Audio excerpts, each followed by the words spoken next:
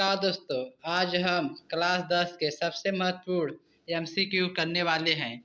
हर प्रश्न परीक्षा के लिए महत्वपूर्ण है। तो चलिए शुरू करते हैं। पहला प्रश्न, 1789 की फ्रांसीसी क्रांति का सबसे महत्वपूर्ण परिणाम क्या था? और इस प्रश्न का सही उत्तर है राष्ट्रवाद और नागरिक अधिकारों का विकास। अब बढ़ते हैं अगले प्रश्न की ओर।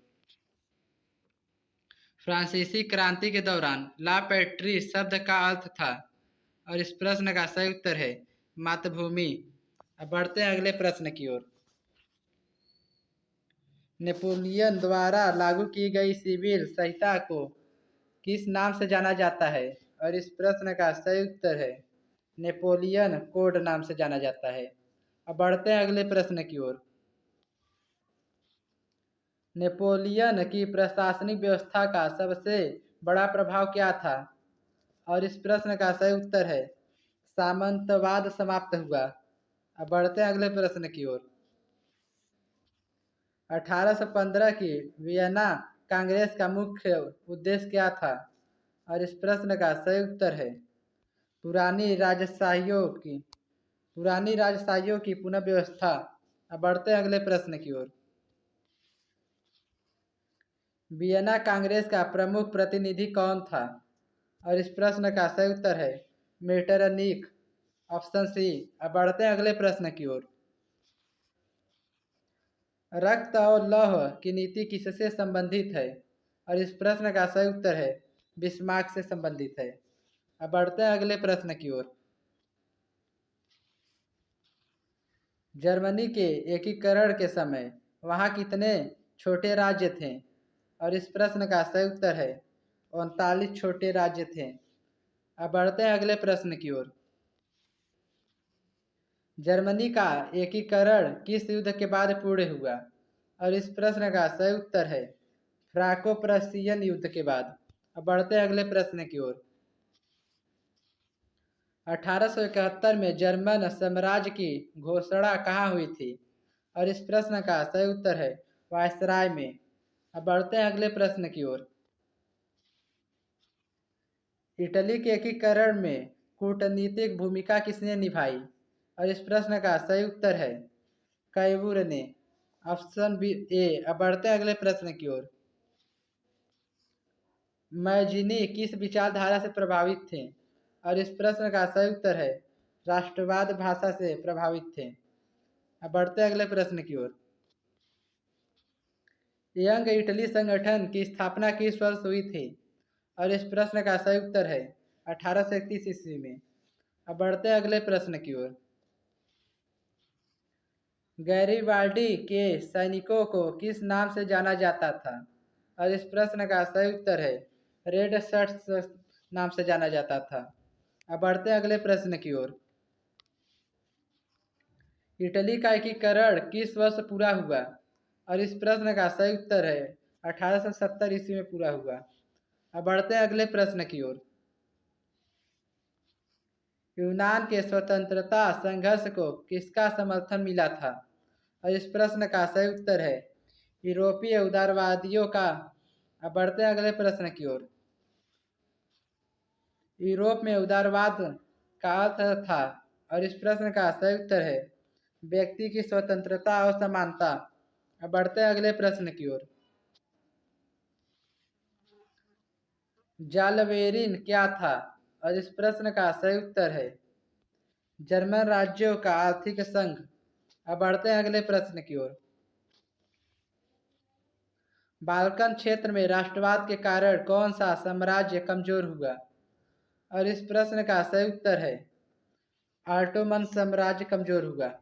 अब बढ़ते हैं अगले प्रश्न की ओर। राष्ट्रवाद के विकास में किसने महत्वपूर्ण भूमिका निभाई? और इस प्रश्न का सही उत्तर है कला, कविता और संगीत। अब बढ़ते हैं अगले प्रश्न की ओर। 1848 की क्रांति को किस नाम से भी जाना जाता है?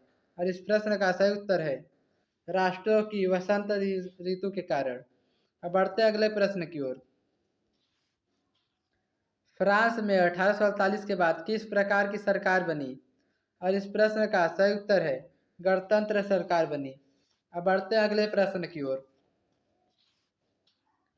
राष्ट्र एक साझा पहचान है, यह विचार किससे जुड़ा है? और इस प्रश्न का सही उत्तर है राष्ट्रवाद से जुड़ा है। अब बढ़ते हैं अगले प्रश्न की ओर।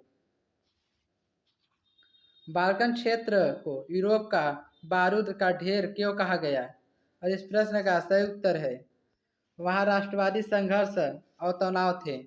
अब बढ़ते हैं अगले प्रश्न की ओर। यूरोप में राष्ट्रवाद के उदय का सबसे बड़ा प्रभाव क्या था? और इस प्रश्न का सही उत्तर है नए राष्ट्रों का निर्माण, ऑप्शन ए। अब बढ़ते हैं अगले प्रश्न की ओर। फ्रांसीसी क्रांति के बाद फ्रांस में किस प्रकार की भावना का विकास हुआ? और इस प्रश्न का सही उत्तर है राष्ट्रवाद भावना का। अगर आपका जवाब यही था तो बहुत बढ़िया दोस्तों। अब बढ़ते हैं अगले प्रश्न की ओर। नेपोलियन ने यूरोप के कई क्षेत्रों में किस व्यवस्था को समाप्त किया? और इस प्रश्न का सही उत्तर है सामंतवाद। अपना उत्तर कमेंट बॉक्स में जरूर बताइए। चलिए अब बढ़ते हैं अगले प्रश्न की ओर।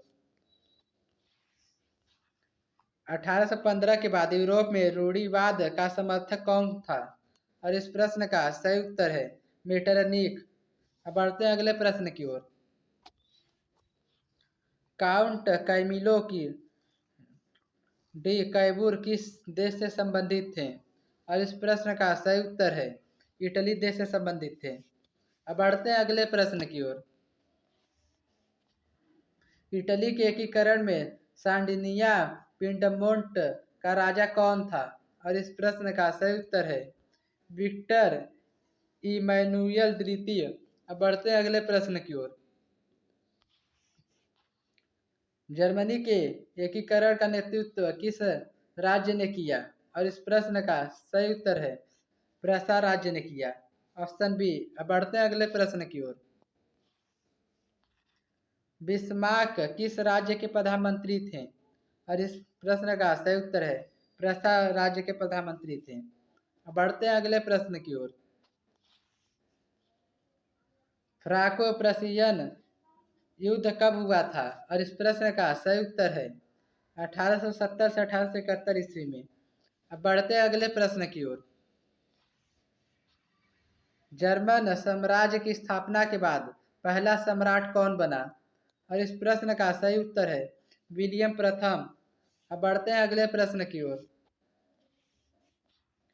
इटली के एकीकरण में किस क्षेत्र को सबसे अंत में जोड़ा गया?